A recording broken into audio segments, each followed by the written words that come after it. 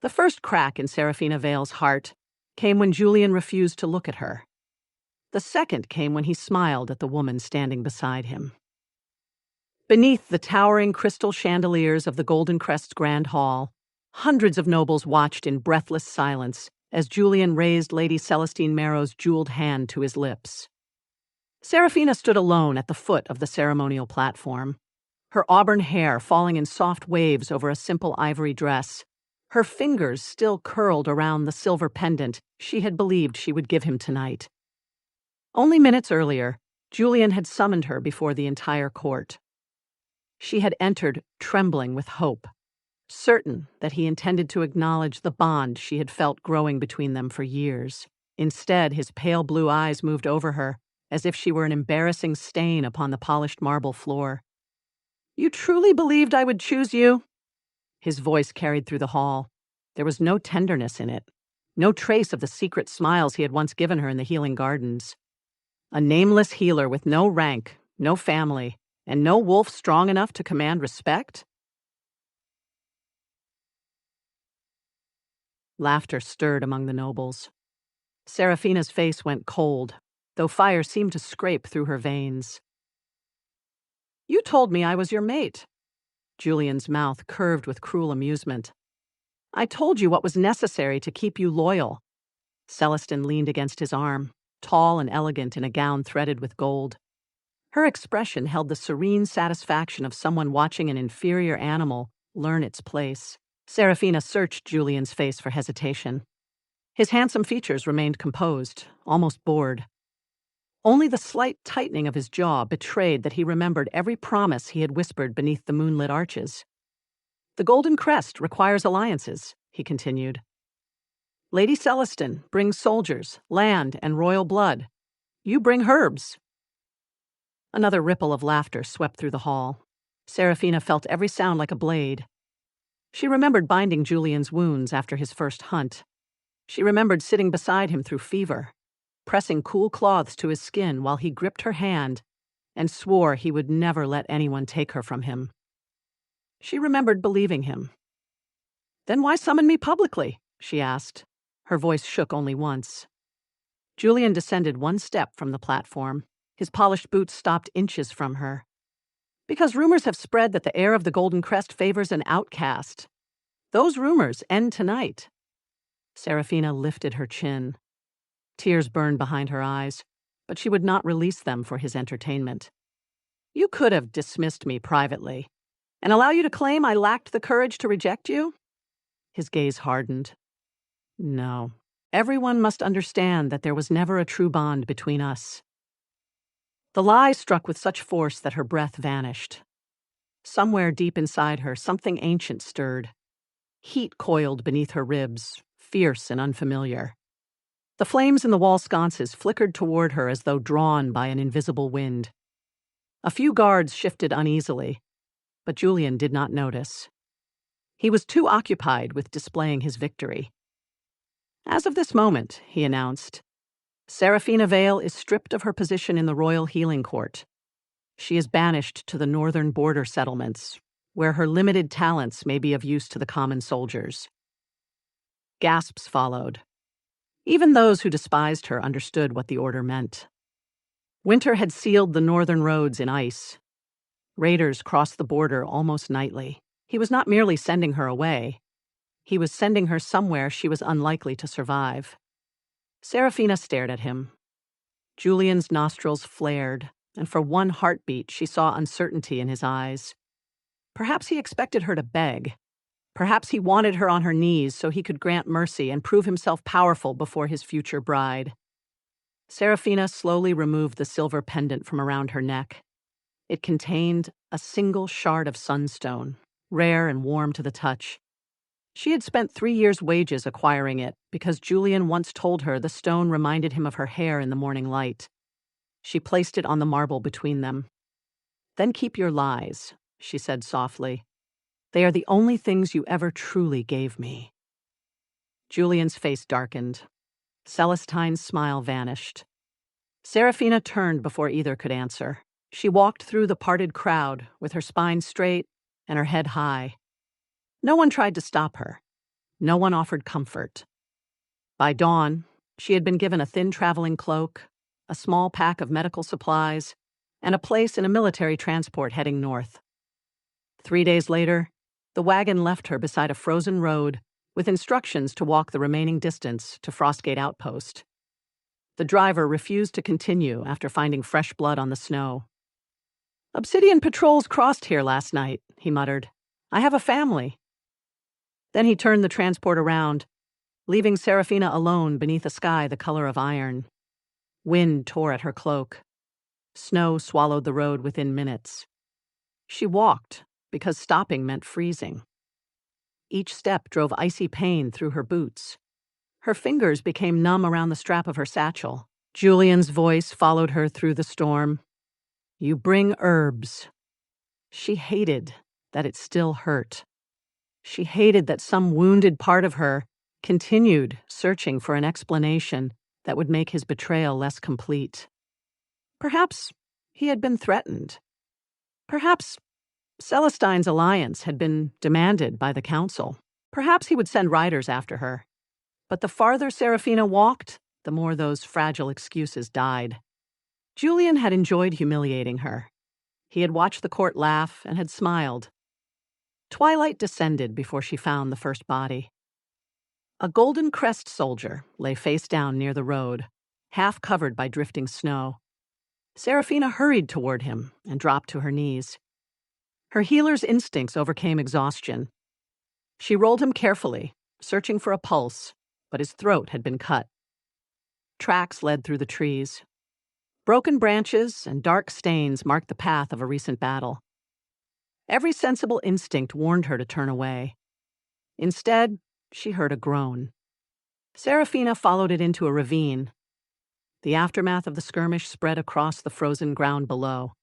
Men in gold armor lay among soldiers dressed in black. Splintered shields and broken weapons littered the snow. A wounded Obsidian soldier struggled to breathe beside a fallen pine. Seraphina slid down the slope and knelt beside him. His black uniform should have made him her enemy. His blood looked no different from Julian's. "Do not move," she whispered. The soldier's eyes opened. They were dark with pain and suspicion. "Golden healer." "Healer is enough." An arrow had pierced beneath his ribs. Seraphina cut through the fabric around the wound and pressed both hands against him. The injury was deep, too deep. Ordinary treatment would not save him before the cold claimed them both. Panic tightened her chest. Then the strange heat returned. It flowed from beneath her ribs, down her arms, and into her palms. Golden light flashed between her fingers. The soldier inhaled sharply. Seraphina froze. The light vanished, but the bleeding had slowed. Before she could understand what she had done, a low growl rolled through the ravine. It was not the sound of an ordinary wolf. It was the warning of something enormous. Something close. Seraphina turned. Black-clad warriors stood along the ridge above her, weapons drawn. At their center was a man who made the armed soldiers around him appear insignificant. He descended the slope without hurry. 6 feet 5 inches of controlled violence moved toward her through the snow. His broad shoulders strained beneath dark armor, and a heavy black cloak flowed behind him. Blood marked one side of his face, sharpening the ruthless lines of his features. His hair was nearly black, swept back from a severe brow. His jaw was hard enough to look carved from stone, but it was his eyes that stopped her breath. Dark gold, predatory, burning. Darius Blackthorn, the Alpha King of the Obsidian Peak. Seraphina knew him from whispered stories. He had broken 3 rebellions before turning 30. He had once marched through a blizzard to destroy a fortress that had taken 12 of his soldiers hostage. Golden Crest mothers frightened disobedient children with his name. He stopped several feet from her. The air changed. His soldiers lowered their gazes, bodies rigid beneath the crushing force of their alpha's presence. Darius looked at the wounded man, then at Seraphina's blood-covered hands. "Step away from him." His voice was deep and rough, carrying absolute command. Seraphina should have obeyed. Instead, she pressed harder against the wound. He will die. Darius's expression became lethal. You are wearing Golden Crest colors. I am aware of what I am wearing. A soldier behind him bared his teeth. Show respect. Seraphina glanced up, too cold and exhausted to fear etiquette. Help me save him, and I will consider it. Silence fell. Darius stared at her as though no one had spoken to him that way and remained alive. Then his nostrils flared. His head tilted slightly. His golden eyes sharpened upon her face. The instant their gazes locked, the world exploded. Heat struck Seraphina's chest like lightning. The bond tore through her, fierce and undeniable, racing along her bones in a wave of fire. Her breath caught. Every sound vanished except the violent beating of her heart. She felt him. Not his thoughts, but the immense force of his presence. A wolf of darkness and steel. Rage held on a chain. Loneliness hidden beneath power. A soul that had been waiting in silence for hers. Darius staggered one step. The soldiers around him reacted with shock. Their alpha king did not stumble. He did not lose control. Yet his massive hand closed over the hilt of his sword as though the weapon were the only thing keeping him upright. His pupils expanded until black nearly consumed the gold. The brutal pressure of his aura disappeared. In its place came something more dangerous. Focus. Possession. A protective intensity so absolute that every man in the ravine instinctively moved away from Seraphina. "Mate," Darius said. The word emerged like a growl pulled from the deepest part of him. Seraphina's body trembled. She had imagined hearing that word from Julian. She had dreamed of tenderness, moonlight, and gentle promises. Nothing had prepared her for this. Darius looked as if he wanted to tear apart the entire world and build a fortress from its bones around her.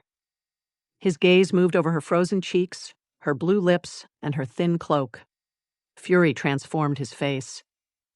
"Who did this?" Seraphina swallowed. "Did what?" "Sent you into my borderland dressed to die." His voice became quiet, which frightened his soldiers more than a shout would have. She tried to rise. Her legs failed. Darius crossed the distance before she struck the ground. One arm locked around her waist, lifting her effortlessly against his body. Heat poured from him. Seraphina gasped as her palms landed against the hard wall of his chest.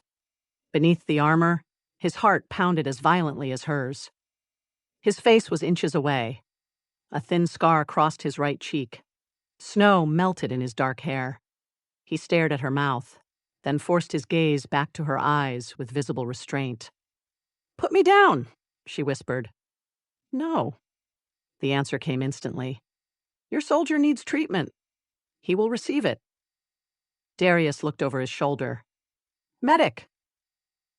Two men rushed forward. Seraphina struggled weakly in his hold. "I slowed the bleeding, but the arrow may have damaged his liver. Do not pull it out until you have clamped the vessel." The Obsidian medic glanced at Darius, awaiting permission to listen to an enemy healer. Darius's golden gaze never left Seraphina. "Do exactly as she says." He released the clasp at his throat and swept his massive cloak around her. The heavy fabric carried the scent of cedar, smoke, and winter air. It swallowed her from shoulders to ankles. Then he drew her closer, sealing the warmth around her with his body. "I can walk," she said. "You can barely breathe." "I am not your prisoner." His jaw tightened. "No." His hand spread across the center of her back. "You are my mate." The certainty in his voice sent another shock through the bond. Seraphina's pulse raced. "You do not know me. I know what you are to me. That does not give you the right to claim me."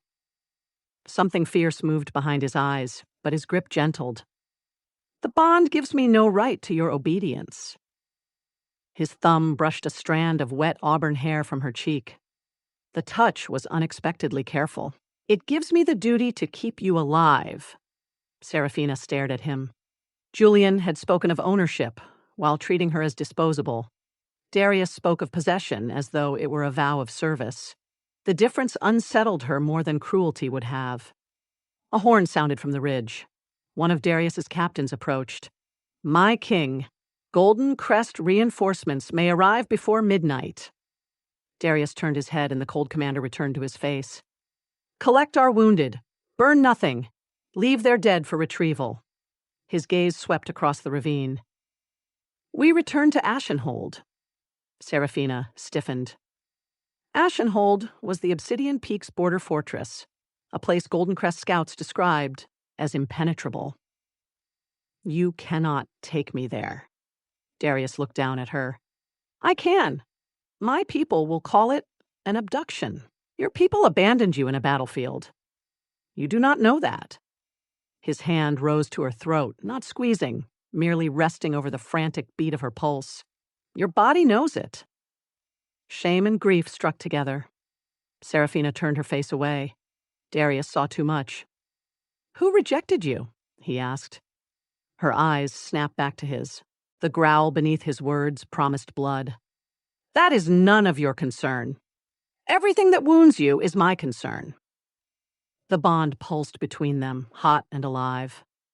For one dangerous moment, Seraphina imagined telling him Julian's name. She imagined this terrifying king riding south and dragging the heir of the Golden Crest from his throne. The image should have horrified her. Instead, it warmed something wounded inside her. "I need rest," she said. Darius studied her face, recognizing the refusal. He did not press. "Then rest." Without warning, he lifted her fully into his arms. Seraphina inhaled sharply and caught his shoulder. The soldiers pretended not to stare as their merciless Alpha King carried a Golden Crest healer through the snow as if she were more precious than any crown. A black armored vehicle waited beyond the ravine. Darius entered with her still held against his chest. He sat on the wide rear bench and kept her wrapped in his cloak, one arm locked securely around her. Seraphina told herself she should resist. She should demand release. But warmth seeped into her frozen limbs, and exhaustion dragged at her senses. Outside, engines roared to life. The fortress convoy began moving through the storm. "What happens when we reach Ashenhold?" she murmured. Darius's golden eyes lowered to hers. The violent Alpha who had stood among bodies was gone, yet the possessive power remained, quieter and deeper. "You will eat. You will sleep. My physicians will examine you. And after that?" His fingers curled around the edge of the cloak beneath her chin. "After that, I find the man who taught my mate to look terrified when someone promises to protect her." Seraphina's breath caught. Darius leaned closer, his voice falling into a dark, intimate vow. "Then I teach you that you will never be thrown away again." She should have feared him. Perhaps part of her did. But as the bond burned steadily between them and the storm vanished behind blackened glass, Seraphina felt the first ember of something she had believed Julian destroyed. Not love. Not yet. It was smaller, more fragile, and infinitely more dangerous. Hope. Seraphina woke beneath a ceiling of black glass threaded with moving constellations. For several disoriented seconds, she believed she was still trapped in the storm. Pale light drifted over the room like snow. Wind whispered beyond the walls. Then warmth pressed against her skin. The mattress adjusted beneath her body, and memory returned with brutal clarity. Julian's cold smile, the laughter in the grand hall, the frozen road, blood in the ravine, dark golden eyes burning into hers as an impossible bond ignited between them. She sat upright too quickly. Pain flashed through her head. The blanket fell to her waist, revealing a soft charcoal sleeping gown she did not recognize. Her auburn hair had been washed and loosely braided over one shoulder. The scrapes on her hands had been cleaned. A transparent medical patch covered the inside of her wrist, glowing faintly with each beat of her pulse. Seraphina tore it off. The luminous strip went dark between her fingers. She scanned the room for threats. It was larger than the entire healer's residence at the Golden Crest. One wall consisted of floor-to-ceiling windows overlooking a vast mountain range. Ashenhold rose from the black cliffs below, a military fortress of steel towers, armored bridges, landing platforms, and walls cut directly into the stone. Drones moved silently through the morning mist. Far beneath the penthouse, soldiers crossed a central courtyard in precise formations. Nothing about the fortress resembled the primitive stronghold described in Golden Crest propaganda. It was advanced, disciplined, and terrifyingly alive. Seraphina slid out of bed. The floor warmed beneath her bare feet. A panel beside the window illuminated. "Good morning, Lady Seraphina," a calm mechanical voice said. "Your body temperature has returned to normal. Would you like breakfast?" She flinched. "No." "Would you like me to notify Alpha King Darius that you are awake?" "Absolutely not." The panel dimmed. Notification canceled. Seraphina stared at it suspiciously. A tyrant with a fortress that obeyed voices. Wonderful. She found her clothes folded on a chair, but they had been cleaned and repaired. Even her thin cloak lay across the backrest, though the torn hem had been invisibly restored. Her satchel sat unopened beside it. She rushed to the bag and checked the contents. Every vial, bandage, notebook, and dried herb remained exactly where she had placed it. No one had searched it. That disturbed her more than evidence of intrusion would have. Julian's guards had inspected her belongings every time she entered the palace, though she had served his family for years.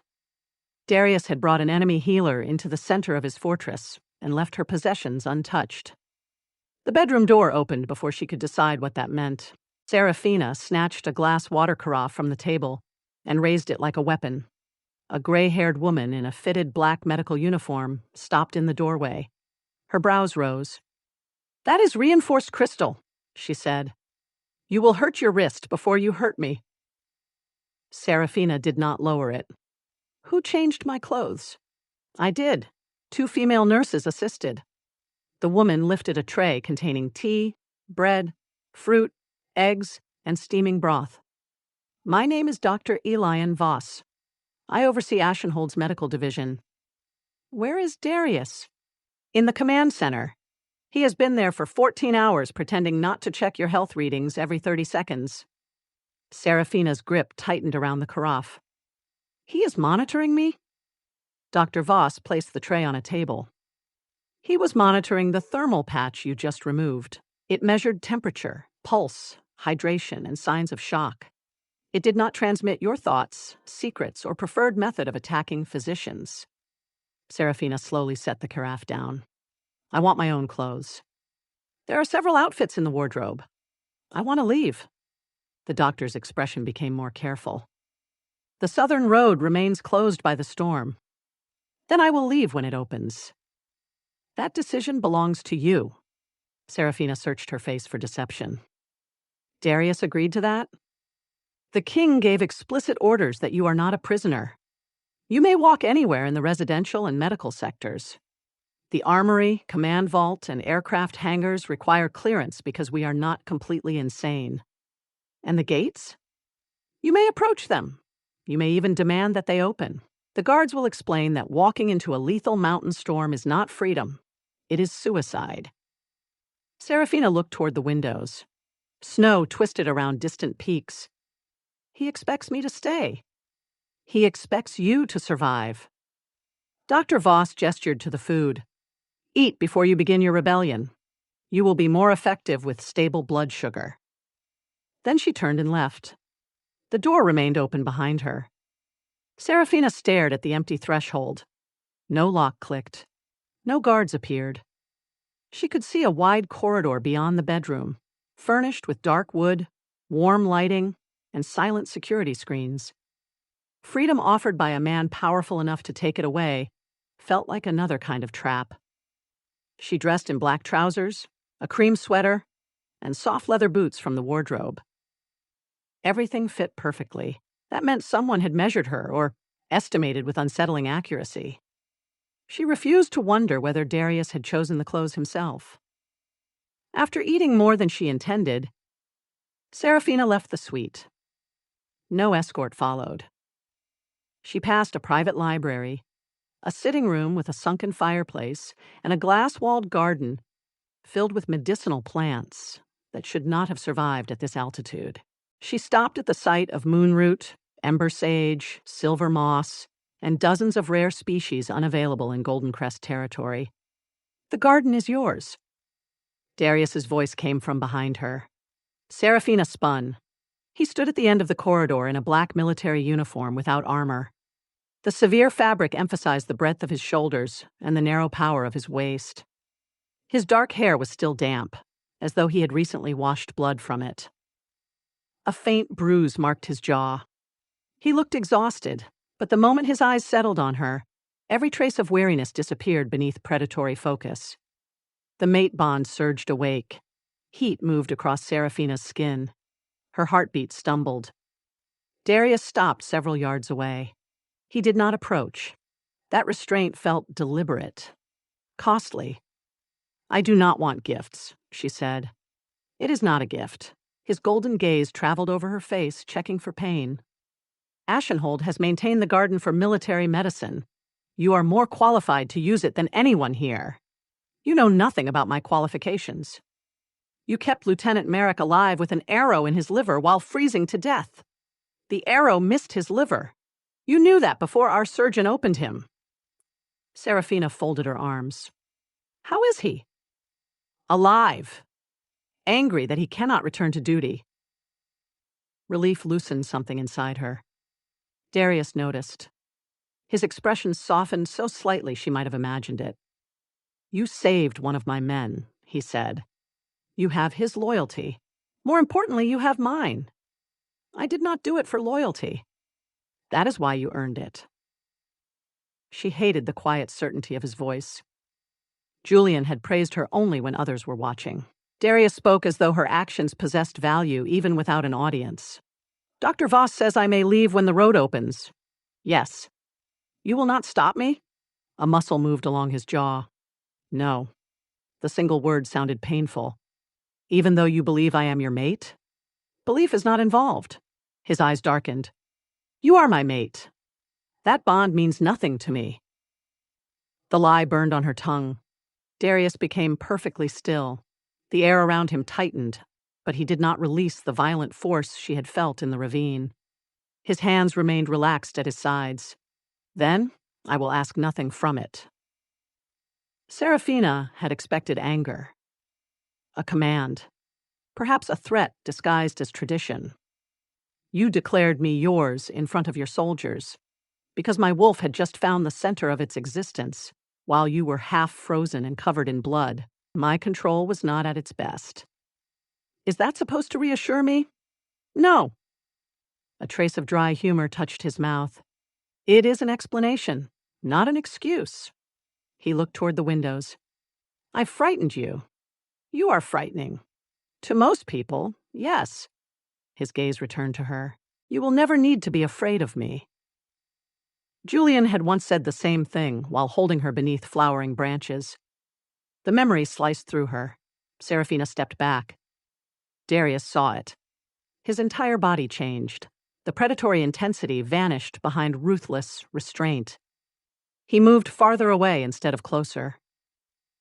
"Whoever taught you promises are weapons," he said quietly, "will answer for it someday. You keep speaking as though you know me. I know pain when I see it. And you think patience will make me fall at your feet?" His golden eyes narrowed. "I do not want you at my feet." His voice lowered. "I want you standing beside me because you chose to be there." The bond pulsed hard. Seraphina turned toward the garden before he could see how deeply the words struck. "You should return to your command center." "I should sleep, then sleep." "I cannot."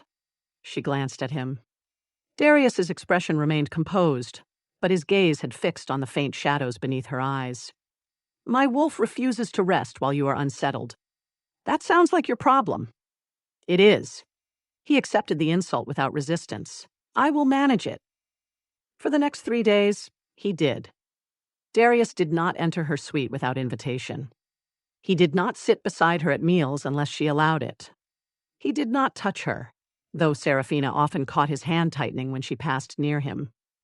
His attention followed her everywhere, across the dining room, through the medical ward, along the observation deck overlooking the training grounds.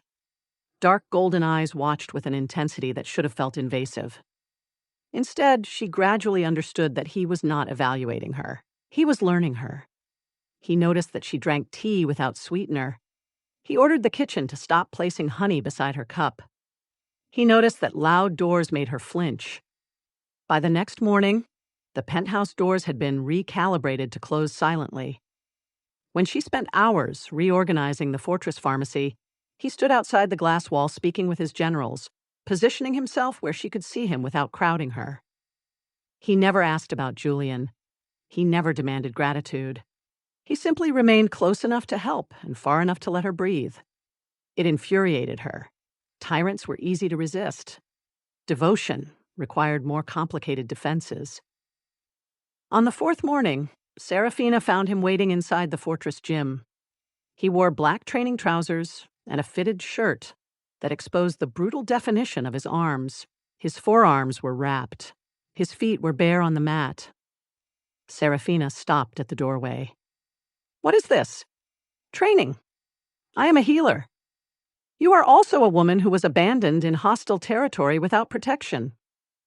His tone remained calm, but fury burned beneath it. "That will never happen again. Because you plan to assign guards to me? Because I plan to teach you how to break a man's throat." Seraphina stared. Darius held out a pair of training gloves.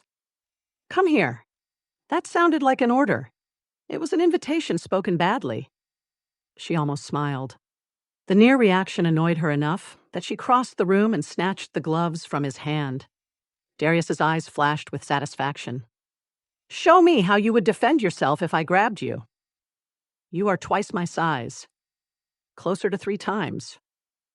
Arrogant. Accurate." Seraphina pulled on the gloves.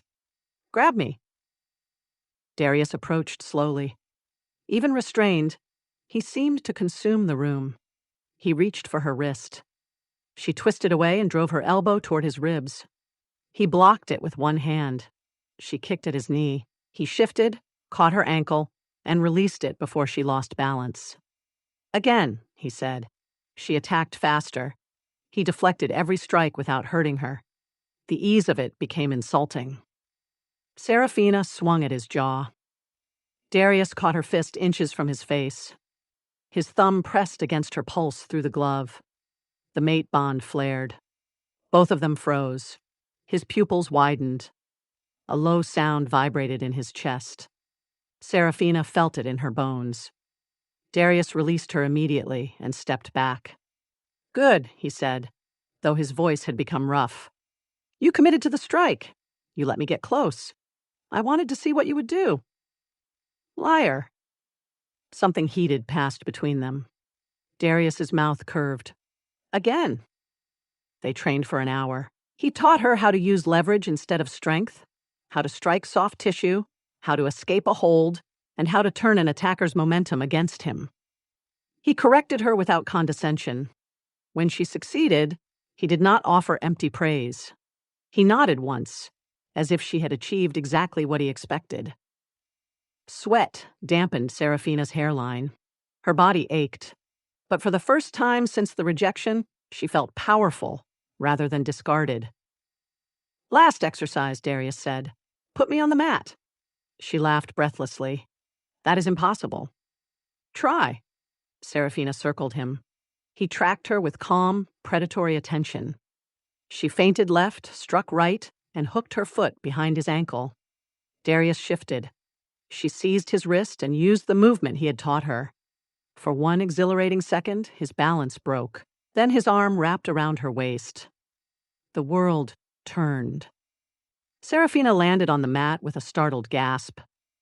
Darius came down above her, catching his weight on one forearm so he did not crush her. His other hand pinned both of her wrists above her head. His massive body hovered over hers, heat rolling from him. One of his knees rested between her thighs. Their faces were inches apart. Silence filled the gym. Seraphina's breath came fast. Darius stared down at her as though every chain inside him had been pulled to its limit. His golden eyes moved from her eyes to her mouth. The muscles in his arm trembled with restraint. She could feel the pounding of his heart where his chest nearly touched hers. The mate bond opened like a furnace. Desire flooded through it. Not crude hunger, something deeper, reverent and possessive, violent in its intensity, yet locked behind his control. Darius wanted her with a force that should have terrified her. He held himself as though her comfort mattered more than his next breath. "This is the point where an attacker believes he has won," he said. His voice was barely more than a growl. "What do you do?" Seraphina could not think. His scent surrounded her. Cedar, smoke, cold air. Her body reacted before her wounded heart could build another wall. Her back arched slightly from the mat. Darius inhaled sharply. His grip loosened at once. "Seraphina." The way he said her name sounded like worship and warning. She lifted one knee, shifted her hips, and used the opening. Darius allowed the movement a fraction too late. She twisted free, reversed their position, and pressed her forearm across his throat. He lay beneath her, enormous and motionless, one hand spread beside his head. Triumph rushed through her. "I win." Darius looked up at her. His expression held no humiliation, no anger at being bested by a weaker opponent, only fierce approval. "Yes." His hands remained away from her body, though she sat across his waist. "You do." Seraphina suddenly became aware of their position. Heat climbed her throat. She moved to stand, but her tired legs slipped. Darius caught her hips instinctively. His hands closed around her with breathtaking strength. Their eyes locked. His thumbs rested against the curve of her waist. The desire in his face was no longer hidden. It burned through the cold king, exposing a man balanced on the edge of surrender. "Tell me to let go," he said. Seraphina's lips parted. No command came. Darius's gaze dropped to her mouth again. Slowly, painfully, he opened his hands. "You should never have to ask twice," he said. She rose and stepped away. The absence of his touch felt colder than the snow outside. That realization shook her more than the desire itself. Darius stood. He turned his back to give her space, dragging one hand over his face. The muscles beneath his shirt tightened with each controlled breath. Seraphina watched him and understood, something Julian's cruelty had taught her to deny. Power did not reveal itself through taking. It revealed itself through restraint. Darius could command armies. He could imprison her, overwhelm her, invoke the mate bond, and call it destiny. Instead, he waited for every inch she gave him. He treated her anger as valid, her fear as sacred, and her strength as something to cultivate rather than diminish. "Tomorrow," she said, "we train again." Darius looked over his shoulder. The savage satisfaction in his golden eyes sent heat curling through her stomach. "Tomorrow, and you will not go easy on me." "I have never gone easy on you." Seraphina raised an eyebrow. "You let me win." "No." He faced her fully. "I wanted you on top of me." That was a separate tactical failure. Her mouth fell open. Darius walked past her with the composure of a king, though the tips of his ears had turned faintly red. Seraphina stared after him. Then, for the first time since Julian had shattered her before the Golden Crest court, laughter escaped her.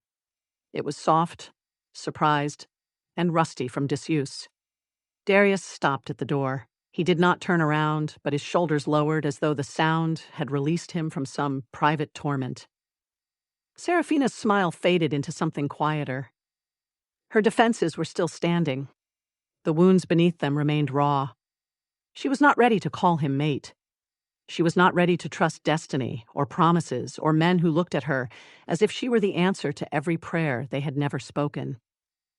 But as Darius waited at the doorway instead of leaving her behind, Seraphina crossed the gym and walked beside him. Not at his feet, not in his shadow, beside him.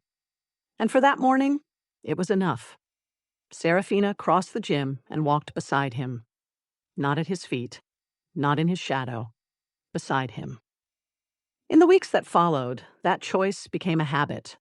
Every morning, Darius met her in the training hall before sunrise. He taught her how to escape a chokehold, how to dislocate a wrist, how to turn fear into information instead of paralysis. He never mocked her when she failed. He simply reset his stance, offered his hand, and told her to try again. Every afternoon, Seraphina worked in Ashenhold's medical wing. The soldiers who had once watched her with suspicion began bringing her injuries they had hidden from Dr. Voss. She treated fractured fingers, torn muscles, old blade wounds, and the stubborn pride of warriors who believed pain was a private weakness. At night, she often found Darius waiting outside the glass-walled garden. He never announced himself. He simply stood there in black military clothes, broad shoulders filling the doorway, dark golden eyes following her hands as she trimmed moonroot or crushed ember sage beneath a stone pestle. Sometimes they spoke about the fortress. Sometimes they spoke about nothing important. Darius told her which commanders cheated at cards. Seraphina told him which herbs could be used to make itching powder. He looked so genuinely interested that she refused to explain further. Slowly, without permission, her life began arranging itself around his presence. That frightened her. Julian had once made attention feel like a prize she had to earn. If she pleased him, he smiled. If she disagreed, he withdrew. His affection had always contained an invisible condition. Darius asked nothing from her. He gave without keeping count. When she became absorbed in work and forgot to eat, meals appeared beside her. When the fortress alarms were tested, he warned her in advance, because he remembered how sudden noise affected her. When visiting officers stared too long at the mate mark that had not yet appeared on her neck, Darius did not claim her publicly or drag her against his side. He merely looked at them until they remembered urgent duties elsewhere. His restraint became its own form of intimacy. So did his hunger. Seraphina saw it whenever they trained.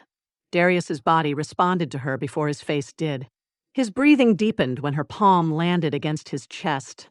His fingers flexed whenever he corrected the angle of her hips. When she managed to pin him, his eyes darkened until their gold became molten. Yet he never took more than she offered. That patience weakened defense's cruelty could never have breached. The first sign that something else was changing came in the medical ward. Seraphina was closing a deep cut across a soldier's forearm when warmth moved into her fingertips. She assumed it came from the sterilization lamp above the table. Then the wound began knitting beneath her hands, not healing naturally, closing. The torn flesh drew together in a thin line of golden light. The soldier stared. Seraphina jerked backward, knocking a metal instrument tray to the floor. The light vanished. The wound remained sealed. "What did you do?" the soldier whispered. Seraphina's heart pounded. Nothing. He looked at his arm, then at her pale face. Dr. Voss entered at the sound of the crash. Her sharp gaze moved from the scattered instruments to the impossible healing. Seraphina expected questions. Instead, the physician calmly pulled the privacy curtain around the bed. "Corporal," she said, "you received standard sutures."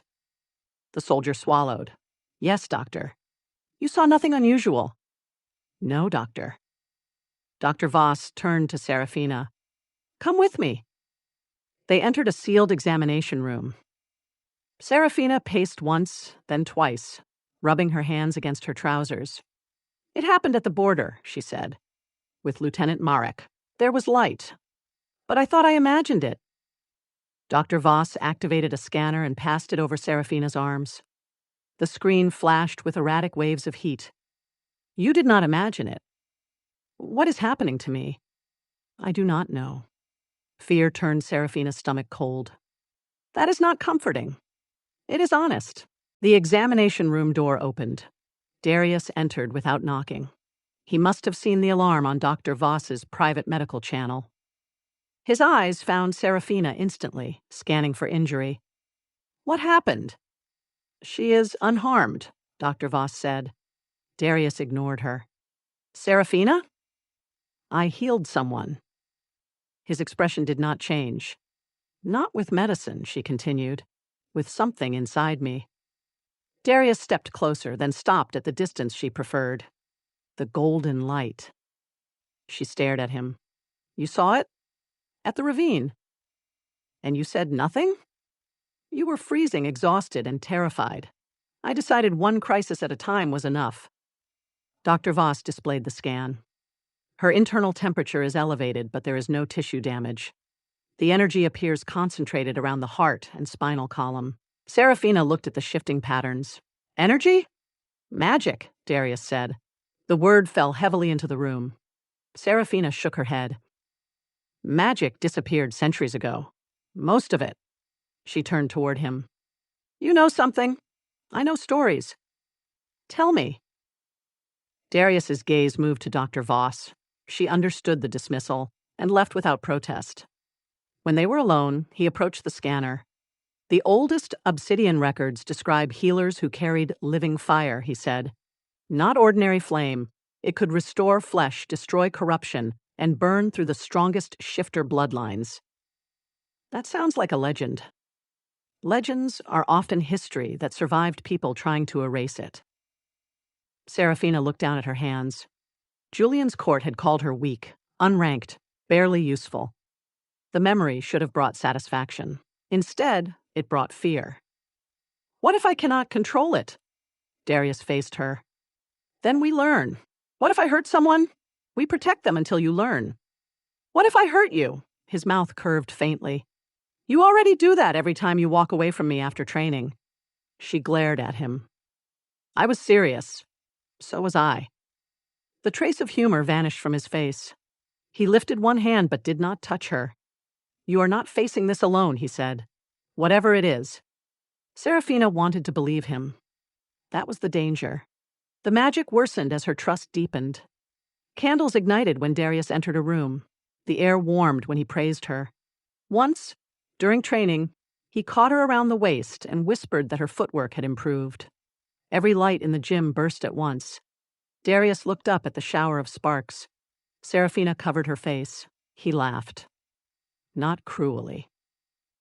The sound was deep, rare, and so unexpectedly warm that 3 damaged ceiling panels glowed red.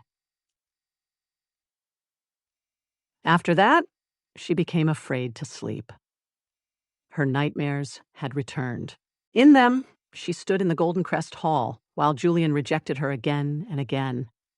Sometimes the nobles had no faces. Sometimes Celestine wore a crown made of ice. Sometimes Darius stood at the far end of the hall. But no matter how desperately Seraphina tried to reach him, chains of golden fire bound her to the floor. One night, the dream changed. Julian approached her through the flames. You bring nothing, he said. Then Darius appeared behind him, blood covering his uniform. You destroyed him, Julian whispered. Seraphina looked down and saw fire pouring from her hands. She woke screaming. The bed was burning. Flames climbed the curtains and rolled across the ceiling in golden waves.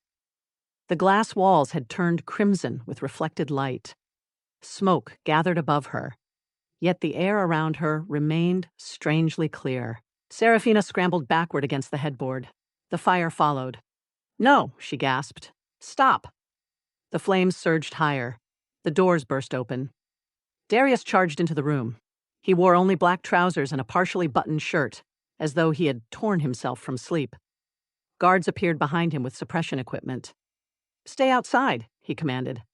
My king, the room is unstable. Outside. The guards obeyed. Darius walked directly into the flames. Seraphina's terror sharpened. Do not come closer. He did not stop. Fire caught the sleeve of his shirt. Darius.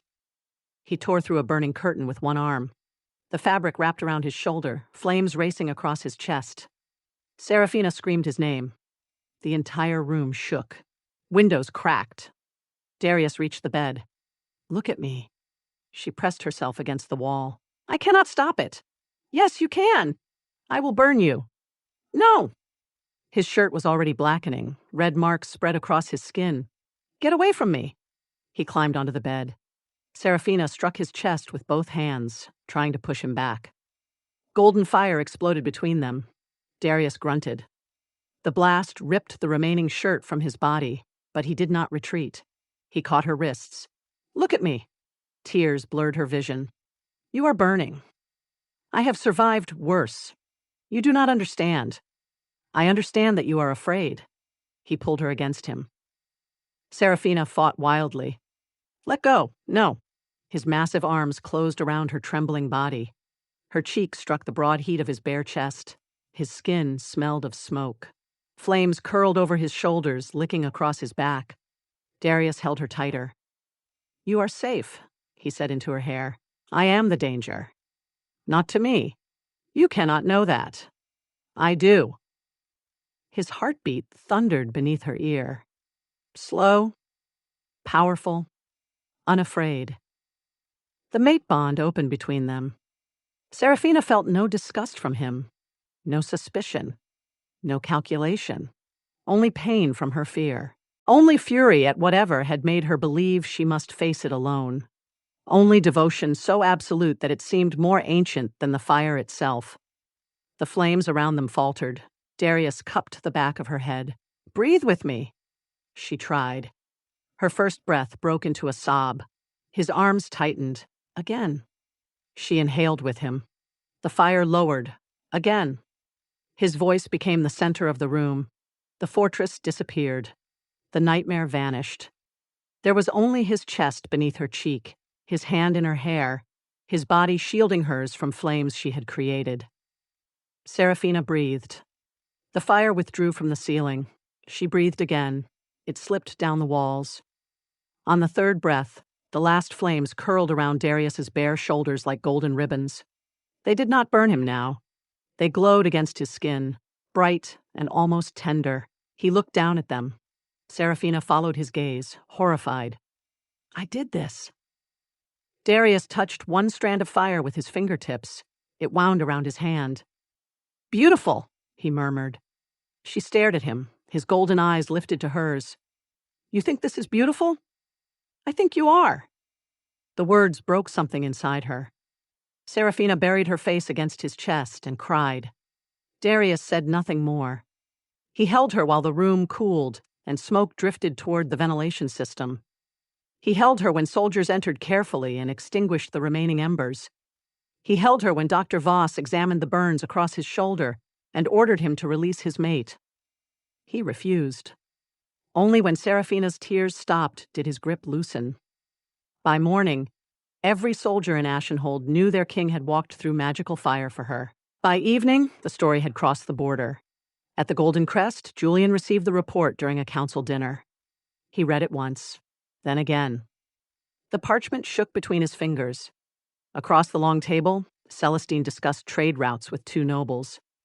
Her voice faded beneath the sudden roar in Julian's ears. Seraphina Vale, once attached to the Golden Crest healing court, has been publicly recognized throughout Ashenhold as the cherished mate of Alpha King Darius Blackthorn. Cherished. The word enraged him. Julian rose so abruptly that his chair crashed backward. Conversation stopped. Celestine turned. "What is it?" He folded the report. "Nothing." Her eyes narrowed. "You look ill." "I said it is nothing." He left the council chamber before his expression betrayed him. Inside his private office, he locked the door and unfolded the report again. A second page described strange fire at Ashenhold. Witnesses believed Seraphina had manifested ancient magic. Julian's hand tightened. That was impossible. Seraphina had been ordinary. Beautiful, yes. Devoted. Useful when he was injured or lonely. But ordinary. He remembered the way fire had leaned toward her in the grand hall. He remembered the heat in her eyes when she placed the sunstone pendant on the floor. He remembered choosing not to ask questions because Celestine had been watching. Now Darius had her. His greatest rival had taken what Julian discarded and displayed it as treasure. The humiliation became unbearable. Julian swept everything from his desk. Glass shattered against the wall. Seraphina had belonged to him first. She had waited for him, trusted him, loved him. That loyalty should not have disappeared merely because he rejected her publicly and sent her north. He had expected her to suffer. He had expected reports of regret. He had imagined her returning months later, humbled and grateful for any mercy he offered. Instead, she had become the mate of a king, a woman with ancient power. A prize beyond Celestine's bloodline, lands, or soldiers. Julian stared at the dark windows. He did not call his emotion regret. Regret required admitting he had been wrong. He called it theft. 3 days later, a Golden Crest diplomatic convoy approached Ashenhold under a white flag. Ambassador Lucien Vey entered Darius's throne chamber, wearing gold armor and the expression of a man who believed civilization ended at his territory's borders. Seraphina stood on the upper observation balcony beside Dr. Voss. Darius had asked whether she wished to attend. He had not ordered her. She chose to come. Darius sat at the head of the chamber in a black steel chair. His commanders stood along the walls. No crown rested on his dark head. He needed none. The room seemed built around his authority. Ambassador Vey unrolled a sealed decree. By command of Julian Crest, heir and acting voice of the Golden Crest, we demand the immediate return of Seraphina Vale. Darius's face remained calm. What crime has she committed? The ambassador blinked. Crime? You demand her return as though she is a fugitive. She is not a fugitive. She is property of the Golden Crest. Silence struck the chamber. Seraphina went cold. Darius did not move. That frightened everyone who knew him. Ambassador Vey continued, mistaking stillness for weakness. She was born under Golden Crest authority, trained by Golden Crest healers, and supported by Golden Crest resources. Her service belongs to our territory. Her service, Darius repeated. And any unusual abilities she possesses must be surrendered for examination. The steel goblet in Darius's hand collapsed. He did not throw it. He simply closed his fingers. Metal folded inward with a grinding scream. Blood welled where the crushed edges cut his palm. His expression never changed. The ambassador's voice faltered. Darius placed the ruined goblet on the table. Seraphina is not property. His tone was quiet, deadly. She is not a resource, a servant, or an object your heir may discard and reclaim when another man recognizes her worth. Vey swallowed. The Golden Crest does not recognize your claim. I have made no claim she has not chosen. Darius looked toward the balcony. His eyes found Seraphina. The fury in them softened only for her. She remains here because she wishes to remain. Every face turned upward. Seraphina felt the weight of politics, armies, and old hatred pressing down on her. Then she looked at Darius's bleeding hand. He had crushed steel rather than speak over her choice. I am not returning, she said. Her voice carried through the chamber. Ambassador Vey's face tightened. You are confused by the mate bond. No. You owe loyalty to your homeland. My homeland left me to freeze at its border. Lord Julian has reconsidered your position. A bitter laugh escaped her. How generous! Vey rolled the decree closed. His lordship is prepared to forgive your disobedience. Darius rose. The ambassador stepped back. At his full height, the Alpha King seemed less like a man than a weapon the world had been foolish enough to awaken. Carry this answer to Julian, he said. His golden eyes burned. If he believes Seraphina belongs to him, he may come here and attempt to take her. The commanders along the wall became perfectly still. Darius descended one step. But warn him before he leaves his golden palace. Another step. If Julian wants her, he will have to come and die for her. The ambassador's face drained of color. Darius stopped before him. And when he does, I will make certain his final sight is Seraphina standing free beside the throne he was never worthy to approach. No one spoke. Vey bowed stiffly and retreated. The doors closed behind the Golden Crest delegation. Only then did Darius look at his injured palm. Seraphina descended from the balcony. She crossed the chamber while soldiers watched in silence. Darius remained still as she took his hand and examined the cuts. You crushed a steel goblet, she said. He annoyed me. You are bleeding. It will heal." She drew a cloth from her sleeve and wrapped it around his palm. Warmth gathered beneath her fingertips. Golden light seeped into the fabric. Darius watched her face. "You could have spoken for me," she said. "I would never do that." "You threatened a war." "I threatened Julian." "That usually becomes a war. So be it." Seraphina looked up. There was no vanity in Darius's expression, no desire to possess something his rival wanted. He would fight because Julian had called her property. He would burn kingdoms before allowing anyone to reduce her to an object again. The magic beneath her hands brightened. Darius's wounds closed. He turned his palm over and laced his fingers through hers. This time, Seraphina did not pull away. Far to the south, Julian was already preparing his response. But inside the black heart of Ashenhold, ancient fire curled around two joined hands, and the first true line of battle was drawn. Far to the south, Julian was already preparing his response. The peace treaties between the Golden Crest and the Obsidian Peak had survived for 87 years. They had endured disputed mines, broken trade agreements, border raids, and the hatred of kings who would have preferred war. Each treaty was written on reinforced parchment, sealed in gold and black wax, and stored beneath glass in the Golden Crest council chamber. Julian tore them apart with his bare hands. The council watched in stunned silence as strips of parchment fell across the marble floor. Lady Celestine stood near the long table, her face pale with fury. "You cannot declare war over a healer." Julian released the last fragment. "She is not a healer. You called her one when you banished her." "I was deceived." "By whom?" "By her." The lie came easily now. He had repeated it so often that it no longer sounded like one. Seraphina had hidden her power. Seraphina had manipulated him. Seraphina had allowed Darius to steal a strategic weapon from the Golden Crest. Each new accusation protected Julian from the truth. He had thrown away a woman who loved him because her devotion seemed less valuable than noble blood. Now the entire continent knew what he had failed to recognize. The outcast healer possessed the power of legend, and the most feared Alpha King alive treasured her above territory, treaties, and peace. Julian could not endure it.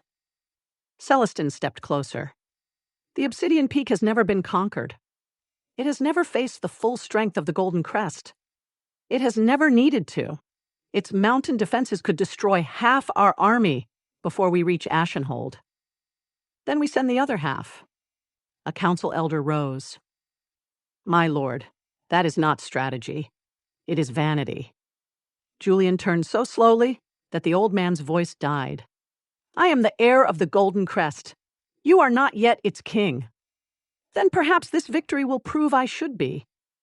No one challenged him again. Within 6 days, the Golden Crest mobilized its northern divisions. Armored transports rolled through the mountain passes. Aircraft carried artillery platforms, communication towers, and thousands of soldiers toward the border. Gold banners spread across the frozen valleys like spilled sunlight. Julian rode at the center of the advance. He wore ceremonial armor polished until it reflected the snow. He wanted witnesses to see him reclaim what belonged to his territory. More importantly, he wanted Seraphina to see him arrive at the head of an army and remember the man she had once believed worthy of love. The first warning reached Ashenhold before dawn. A red tactical grid illuminated the command chamber. Golden markers multiplied across the southern approaches until they covered the main display. Darius stood before the projection in black armor, his expression unreadable. "Estimated strength?" he asked. Commander Rourke expanded the image. 30,000 ground troops, 5 armored divisions, 12 aerial squadrons, mobile artillery along the eastern ridge. Supply lines? Extended and vulnerable, but Julian is moving too quickly to care. He does not expect a prolonged campaign. He expects us to surrender Seraphina. Every officer in the room went still. Darius's eyes became dark gold. He will learn to adjust his expectations. Seraphina entered as the fortress alarm began to sound. The commanders turned. Some looked relieved. Others looked worried. Darius looked furious. "You should be in the secure level." "No, that was not a request." She stopped across the tactical table from him. "Then you chose the wrong tone." His jaw tightened. The bond between them had strengthened since the envoy's departure. Seraphina felt Darius's fear beneath his anger. It was vast, controlled, and entirely centered on her.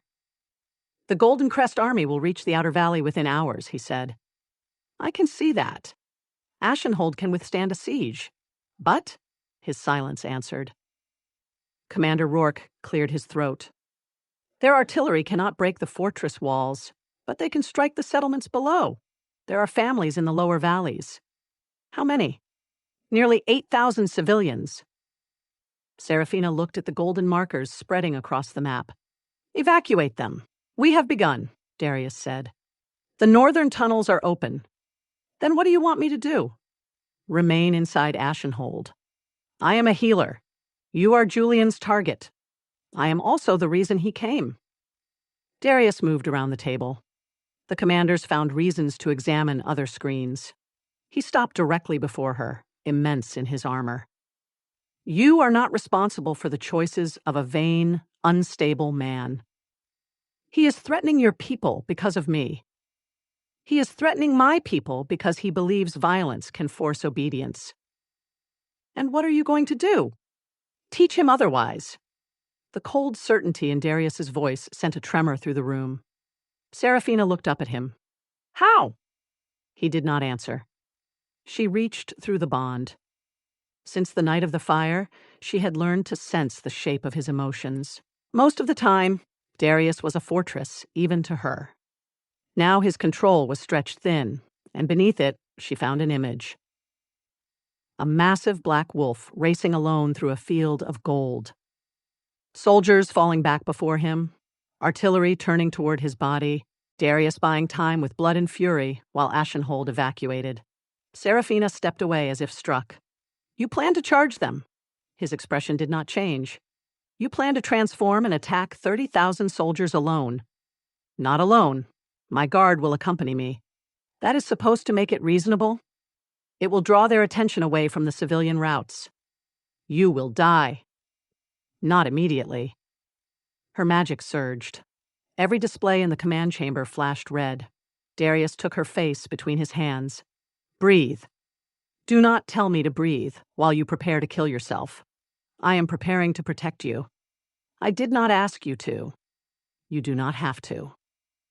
Golden heat spread beneath her skin. Darius felt it, but he did not release her. "You said you wanted me beside you," Seraphina whispered. "Was that only until standing beside me became dangerous?" His eyes narrowed with pain. "No." "Then do not hide me underground while you decide which pieces of yourself to sacrifice." "I would sacrifice all of them." "I know." Her voice broke.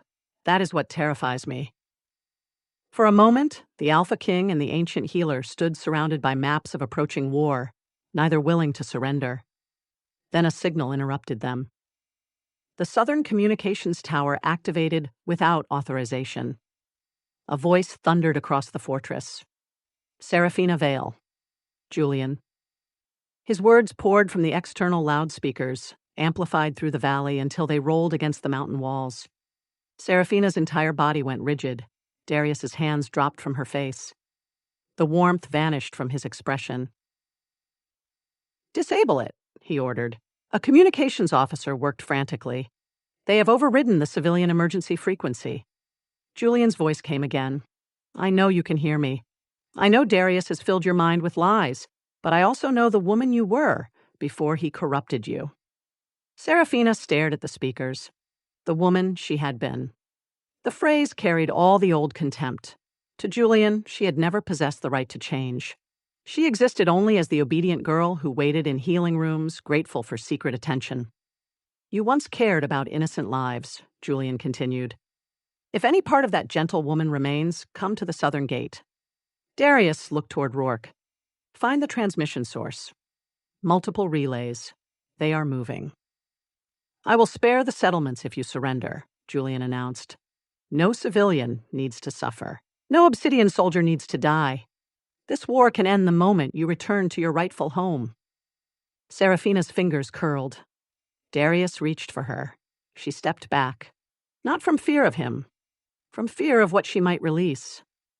Julian's voice softened into the intimate tone he once used beneath the garden arches. "You do not belong among monsters, Sarah." The old nickname struck like poison. "You were confused, hurt. I understand that now. Come back to me, and I will forgive everything." A low growl rolled from Darius. The tactical table cracked beneath his hand. Julian continued. "Darius does not love you. He desires your power. The Obsidian Peak sees you as a weapon. I am offering you mercy before they destroy what is left of the woman I knew." Seraphina closed her eyes. Memory unfolded with cruel clarity. Julian refusing to look at her in the grand hall. Julian raising Celestine's hand to his lips. "You bring herbs." Then Darius walking through fire. "You are not facing this alone." Julian calling her property. Darius telling an entire court that she remained because she chose to remain. The contrast burned away the last fragments of confusion. She opened her eyes. "Route me through the fortress speakers." Darius turned. "No." Seraphina faced him. "I need to answer. You owe him nothing. This is not for him." She looked at the commanders. "It is for everyone listening." The communications officer glanced at Darius. The king's face was carved from rage and fear. Seraphina walked to the console herself. "Open the channel." Darius caught her wrist. His grip was gentle. "Once you speak, he will know he cannot manipulate you. He will attack. He is going to attack anyway. I can stop him." "By dying?" His golden eyes flared. Seraphina stepped close. "You taught me never to accept the position an attacker chooses for me." Darius's grip loosened. "You taught me that fear is information." She took his hand from her wrist and held it between both of hers. "And you taught me that power is not taking someone's choice." The command chamber fell silent. Slowly, Darius released her. The officer opened the channel. Seraphina leaned toward the console. "Julian." Her voice traveled through Ashenhold, across the valley, and over the ranks of the Golden Crest army. The distant loudspeakers went silent. "I remember the woman I was," she said. "She loved you. She trusted every promise you made. You humiliated her because you believed her loyalty made her weak." On the southern ridge, Julian stood beside his command vehicle. Thousands of soldiers listened. "She survived you," Seraphina continued. "Do not mistake that survival for confusion." Julian seized a microphone. "You are endangering innocent people." No. "No, you are. I am giving you a choice. A choice made under threat is not a choice." His face twisted. "You belong to the Golden Crest." Seraphina looked through the command chamber windows toward the storm gathering over the valley. "I belong to myself." She closed the channel. For one heartbeat, nothing moved. Then Julian gave the order to advance. Golden formations surged across the lower valley. Armored vehicles broke through the snow. Aircraft rose behind them. Artillery platforms rotated toward the mountain settlements. Ashenhold's defense alarms screamed. Darius turned to his commanders. "Begin full evacuation. Defensive batteries target artillery only. Do not strike troop formations unless they breach the inner perimeter." Rourke stared. "My king, if we wait that long, they will surround us. That is the purpose." Seraphina's blood went cold. He still intended to charge. Darius removed the communication device from his ear. Black energy flickered around his body. His wolf pressed against his skin, enormous and ready. Seraphina caught his arm. "Do not!" He looked down at her. There was no fear in his eyes now. Only love sharpened into resolve. "Forgive me." The words shattered her. Darius turned toward the exit. Seraphina felt the ancient seal inside her crack. Pain tore through her chest. She gasped and fell against the tactical table. Darius spun back. "Seraphina!" Heat exploded from her spine. The screens burst into static. Every light in Ashenhold flared gold. Seraphina looked at the advancing army displayed across the fractured table. She saw Darius's soldiers preparing to die. She saw families moving through cold tunnels with children in their arms. She saw Julian at the center of his shining army, certain that everyone else's life was a piece he could move. Something inside her had been sleeping for generations. Something older than borders, older than kings. It opened its eyes. Seraphina straightened. The pain vanished. "I will not be hidden," she said. Darius stared at her. Golden fire moved beneath her skin like sunlight beneath water. "Seraphina, wait." She walked out of the command chamber. The fortress responded to her presence. Doors opened before she reached them. Lights ignited in long sequences through the corridors. Soldiers stopped and bowed their heads without understanding why. Darius followed. "Where are you going?" "To end the ultimatum." She entered the stairwell leading to the high fortress walls. Wind struck the moment the outer doors opened.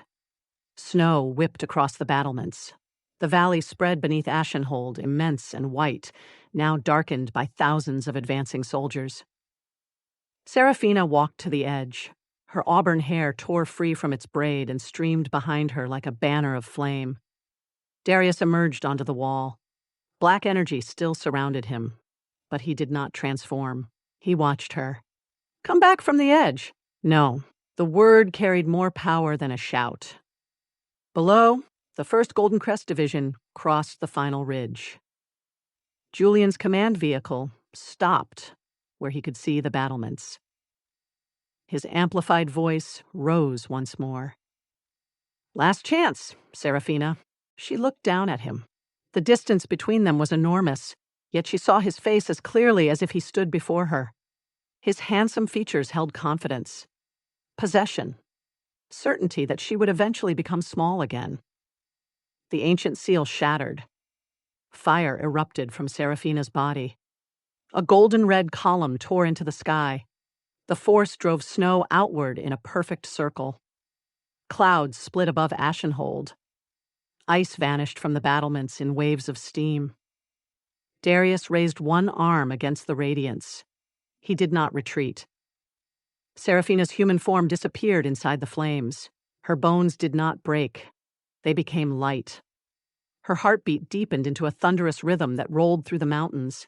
Fire gathered around her limbs, lengthening them, reshaping them. A vast spine arched beneath the blazing column. Claws of white gold heat struck the stone without damaging it. Then the creature stepped out of the fire. The legendary fire spirit wolf stood upon Ashenhold's highest wall. She was larger than any living shifter, her shoulders rising above the fortress towers. Her body was formed from golden red flame layered like luminous fur. Streams of fire flowed from her neck and back, becoming a mane that moved without wind. Her paws glowed white at their centers. Her tail swept across the sky like a burning comet. Her eyes were Seraphina's, green at the center, gold around the edges, ancient beyond measure. A collective cry rose from the valley. The Golden Crest front lines stopped. Seraphina looked down at them. She did not roar. She breathed. Radiant heat swept across the battlefield. Snow vanished before the wave reached the soldiers. Metal weapons grew too warm to hold. Rifles, swords, and shields dropped harmlessly into the steaming earth. The second pulse struck with kinetic force. It did not break bones. It did not spill blood. It pressed upon every soldier like the weight of a mountain. The front ranks fell to their knees, then the next, then the next. Thousands of Golden Crest warriors bowed beneath the fire spirit wolf's aura, terror stripping away discipline, pride, and command. Armored vehicles stopped. Aircraft lost lift as heated currents forced them into controlled retreats. Artillery systems shut down beneath waves of magnetic fire. Julian remained standing only because he clung to the side of his command vehicle. His polished armor had lost its shine. His face was white. Seraphina's enormous gaze settled upon him. He lifted the microphone with a shaking hand. "Sarah," the fire spirit wolf stepped from the wall. Gasps tore through both armies. She did not fall. Flame formed beneath her paws. She walked through the air. Each step created a burning circle that vanished behind her. She descended toward the valley with regal, terrifying calm. Darius stood alone on the battlement, staring upward. His wolf had withdrawn completely. The ruthless Alpha King looked mesmerized. Fire reflected across his sharp features. His golden eyes widened, not with fear, but with wonder so profound it stripped him of every mask. "My mate," he whispered. Seraphina heard him. Across the distance, through the roar of wind and the panic of an army, she heard the worship in his voice. She turned her blazing head toward him. The connection between them ignited. Darius's black aura rose into the sky, not challenging her fire but joining it. Darkness and golden flames spiraled above Ashenhold, weaving together like two powers that had waited centuries to meet. Seraphina faced Julian again. Her voice emerged from the fire spirit wolf as a harmony of woman, wolf, and living flame. "You offered to spare these people if I surrendered." Julian tried to answer. No sound came. "You believed mercy belonged to you." She took another step. The ground trembled, but no soldier was harmed. "You believed love meant ownership." The heat intensified. Julian dropped the microphone. "You believed I needed a man to decide my worth." The fire spirit wolf lowered her head until her radiant eyes filled his world. "You were wrong." Julian fell to his knees. Around him, the entire Golden Crest army bowed. Not to a territory, not to a throne, to the woman he had discarded. Seraphina raised her head. Flames streamed into the open sky, painting the clouds gold and red. The storm retreated from the mountains. For the first time in generations, sunlight broke across the Obsidian Peak in the heart of winter. On the fortress wall, Darius watched her stand between his people and an army. He had prepared to become a shield for her. Instead, she had become the dawn. And as the legendary fire spirit wolf blazed above the kneeling battlefield, the Alpha King understood that protecting his mate would never mean placing her behind him. It meant possessing the courage to stand beside her when the whole world finally saw her rise. It meant possessing the courage to stand beside her when the whole world finally saw her rise. Darius stepped onto the edge of the battlement. The fire spirit wolf turned her radiant head toward him. Across the valley, thousands of Golden Crest soldiers remained on their knees, weapons scattered in the steaming snow. Julian knelt at the center of his broken formations, one hand braced against the earth, his polished armor dim beneath the golden red light. For one suspended moment, there was no war. There was only Seraphina blazing above the battlefield, and Darius watching her with dark golden eyes filled with awe. Then Julian reached for the fallen microphone. "Fire!" he rasped. His commanders stared at him. Julian dragged himself upright, humiliation twisting his handsome face into something ugly. "I gave an order. Fire everything." No one moved. The front ranks were still bowed beneath Seraphina's aura. Artillery systems had gone silent. Aircraft circled far beyond the currents of heat rising over the valley. Julian seized the shoulder of the nearest officer. "She is only one woman." The officer looked up at the enormous spirit wolf walking through the air. "No, my lord." Julian struck him. The blow cracked across the silent battlefield. Fear became decision. Several Golden Crest commanders tore the gold emblems from their collars and dropped them into the snow. Soldiers began lowering their heads, not in submission to Julian, but in refusal. His army was collapsing without bloodshed. Julian saw it. His pride could not survive it. He pulled a ceremonial pistol from his belt and aimed toward the fortress wall. Darius moved before anyone else understood. Black power erupted from his body. His armor fractured into ribbons of shadow. His human shape expanded, bones and muscle transforming in a surge of controlled violence. A massive dark wolf landed upon the battlement where the Alpha King had stood. He was nearly twice the size of an ordinary shifter, his body built from dense muscle and midnight fur. Silver scars crossed his shoulders. His claws struck sparks from the stone.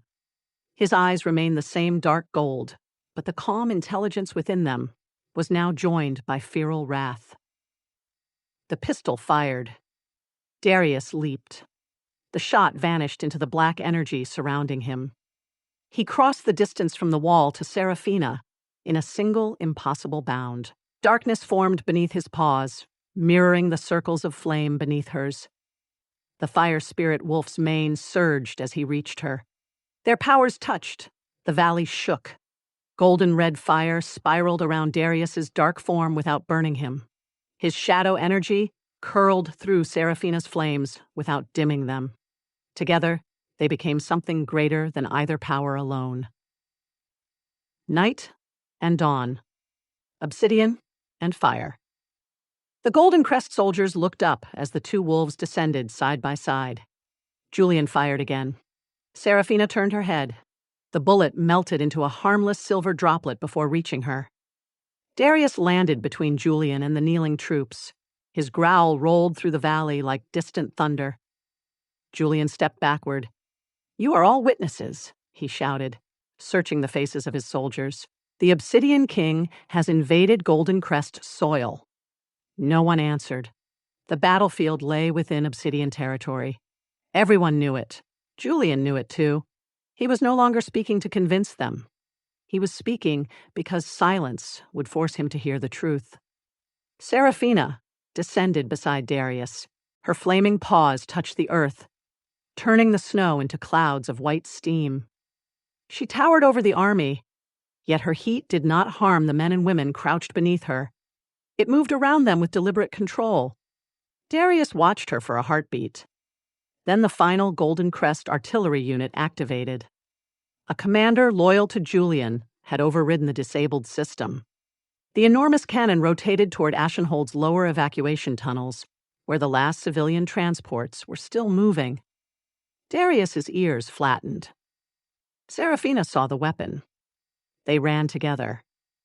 The dark wolf struck the ground with both front paws. A wave of kinetic shadow tore across the valley, throwing unmanned vehicles aside without crushing them. Seraphina raced within the moving darkness, her mane streaming behind her like a comet. The cannon fired. She leaped into the path of the shell. Golden flame closed around it. The projectile stopped in the air. For an instant, the immense weapon hung inside her blazing jaws. Then it dissolved into sparks. Darius crashed into the artillery platform. He did not attack the soldiers. He drove one shoulder beneath the machine and lifted. Steel groaned. The platform overturned, its barrels sinking harmlessly into deep snow. The Loyalist commander stumbled from the control cabin and raised his weapon. Darius pinned him beneath one enormous paw. The man froze. The dark wolf lowered his head. His fangs gleamed inches from the commander's face. Seraphina's voice moved through the air. "Yield!" The commander dropped the weapon.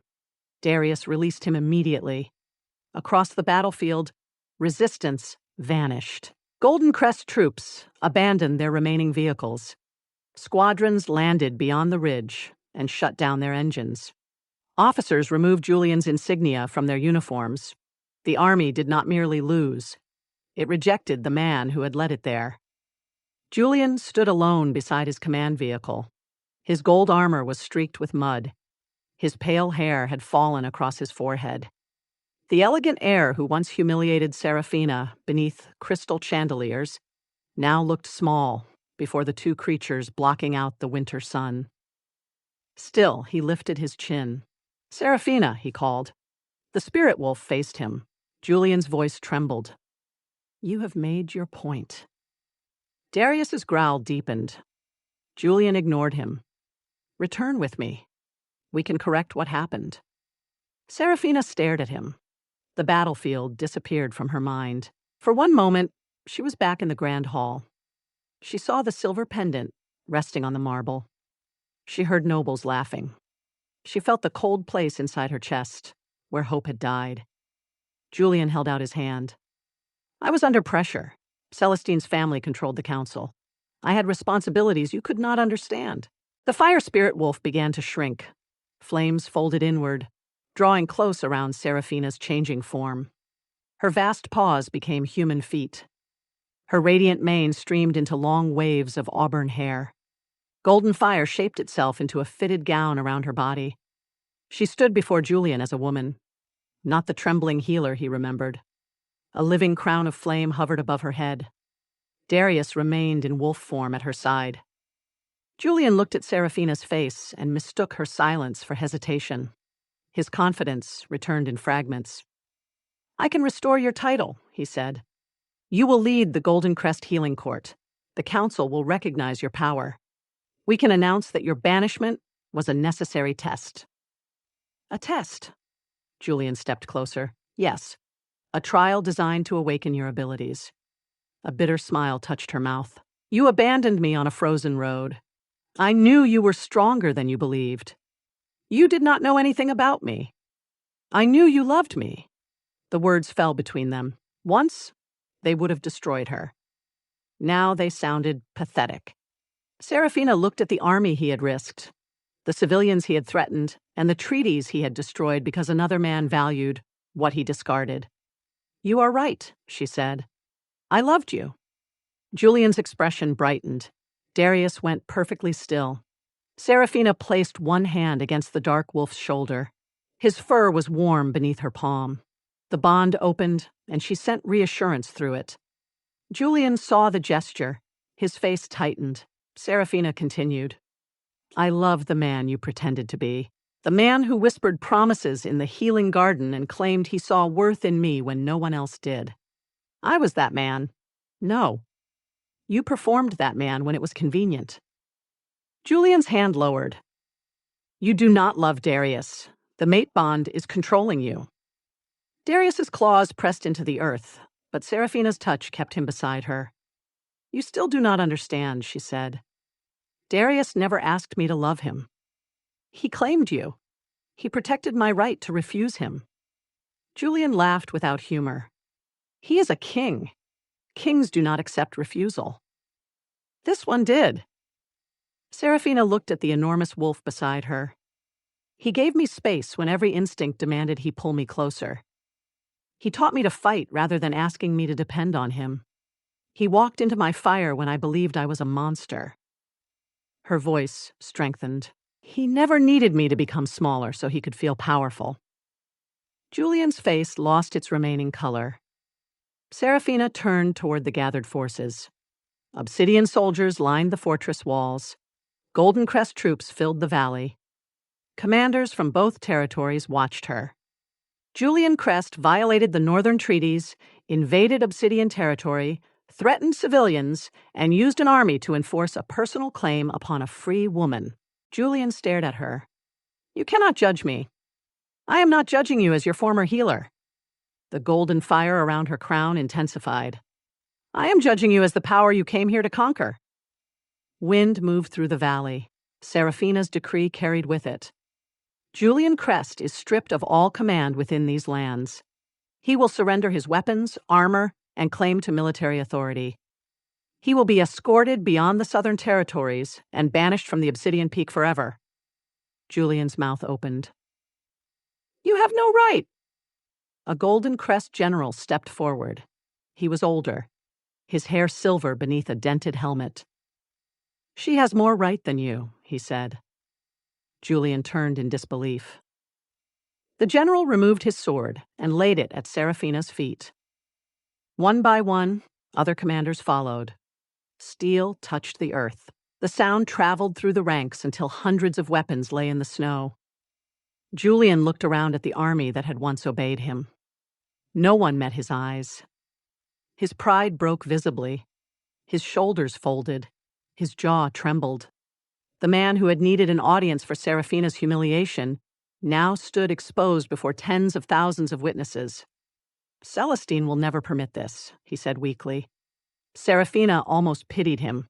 Even now, he reached for someone else's rank to support him. "Your future is no longer my concern." Darius shifted. Shadow rolled across his body, drawing inward until the dark wolf gave way to a man. He rose to his full height beside Seraphina, naked except for black energy that formed into battle trousers around his hips. His broad chest was marked by old scars. His dark hair fell over his brow, golden eyes fixed on Julian with terrifying calm. "Be grateful," Darius said, "that my queen chose exile." Julian recoiled from the title. "She is not your queen." Darius looked at Seraphina. Something changed in his expression. The fury disappeared. In its place came resolve, softened by a vulnerability only she could see. "Not yet," he said. Julian was taken away under guard. No chains were necessary. The army he had commanded parted without looking at him. His golden armor was removed. His ceremonial weapons were surrendered. Wrapped in a plain military coat, he was placed inside an unmarked transport, bound for the southern crossing. Seraphina watched until the vehicle disappeared beyond the ridge. She felt no triumph in his suffering, only release. The past no longer held her. The valley became silent. Snow began falling again, gentle flakes drifting through the last traces of golden steam. Obsidian soldiers descended from the fortress. Golden Crest commanders gathered their uninjured troops, waiting for terms. Seraphina turned to Darius. He was no longer beside her. He stood several paces away, speaking quietly to Commander Rourke. The commander handed him a black case. Darius carried it toward her. Both armies watched. Seraphina's pulse quickened. "What are you doing?" Darius stopped before her. The terrifying Alpha King lowered himself onto one knee. A collective breath moved across the valley. Seraphina stared down at him. This man bowed to no one. Kings negotiated with him carefully. Generals feared his silence more than other rulers' threats. Yet he knelt before her in the ashes of a battle she had ended. Darius opened the case. Inside rested a crown forged from polished obsidian. Its dark surface formed elegant rising points shaped like flames. Fine veins of gold ran through the stone, glowing faintly as though fire lived inside it. At the center rested a deep red crystal. Seraphina recognized it. A sunstone. Not the small pendant she had left on the marble floor. Something older. Rarer, worthy of legend. "This crown belonged to the first queen of the Obsidian Peak," Darius said. His voice carried across the valley without amplification. "She ruled before our territories were divided. The records say she carried living fire and stood beside a wolf king whose darkness answered her flame." Seraphina's breath caught. Darius lifted the crown. "I thought those records were myths until you walked into my borderland." His dark, golden eyes held hers. "I called you mine before I earned the right even to stand near you. You taught me that destiny may reveal a bond, but only choice can give it meaning." Seraphina's vision blurred. Darius continued. "I do not offer you protection because you are weak. I offer my strength because I know yours."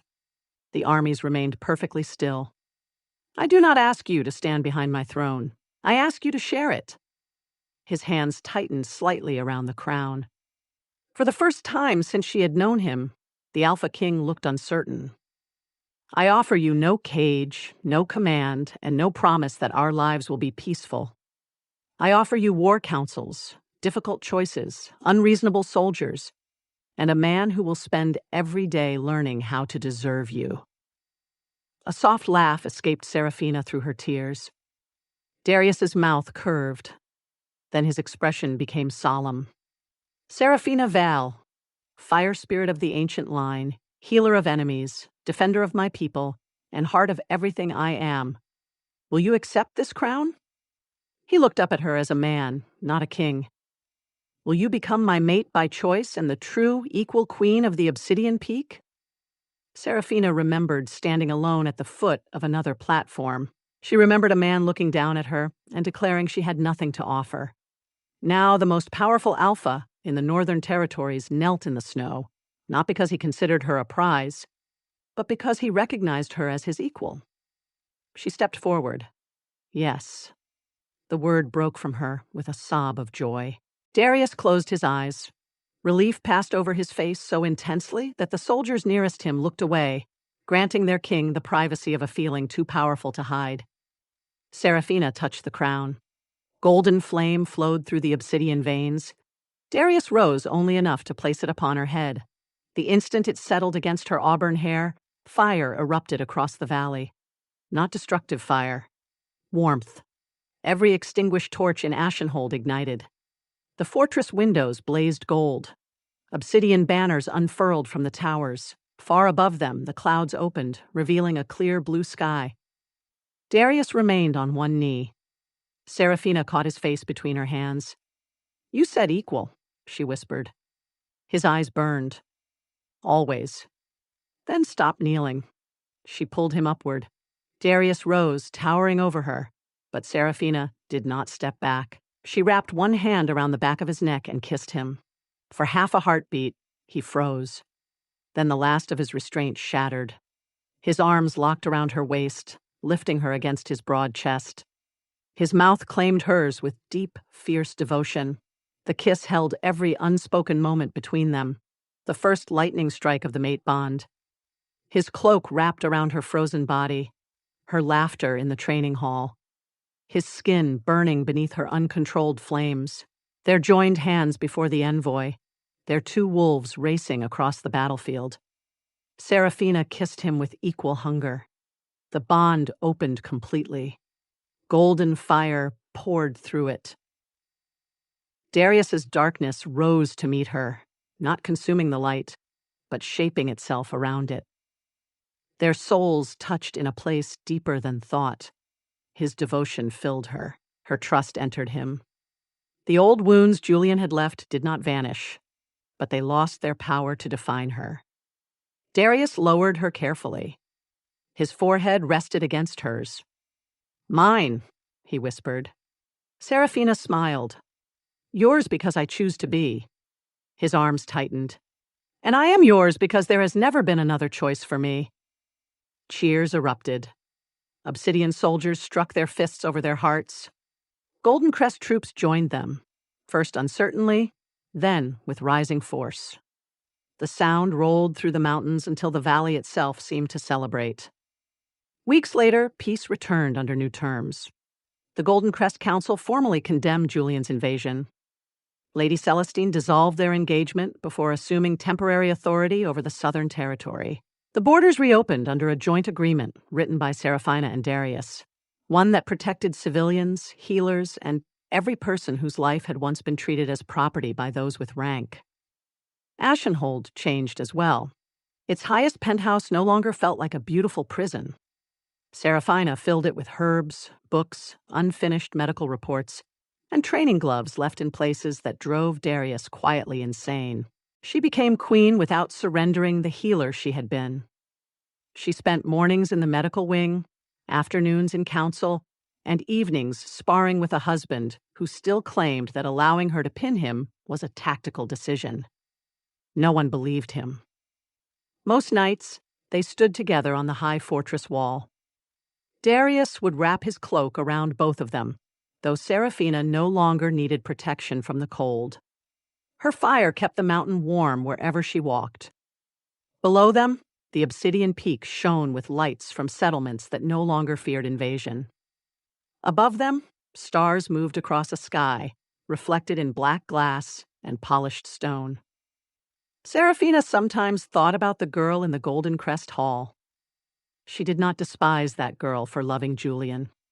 She honored her. That girl had survived humiliation, exile, and the belief that she was worthless.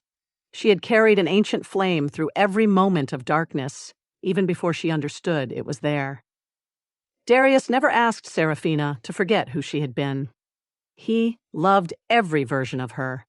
The healer, the outcast, the frightened woman in a burning room, the spirit wolf who brought an army to its knees, the queen who challenged him in council and stole his side of the bed. He stood beside all of them with the same unwavering devotion. That was the truth Seraphina carried long after crowns, battles, and borders became stories told by future generations. True power was never found in those who tried to diminish your light. It was found in the one who stood beside you, unafraid of your fire, and watched you burn the brightest. If you enjoyed this steamy, romantic, and thrilling paranormal romance audiobook, please hit the like button and subscribe for more epic stories.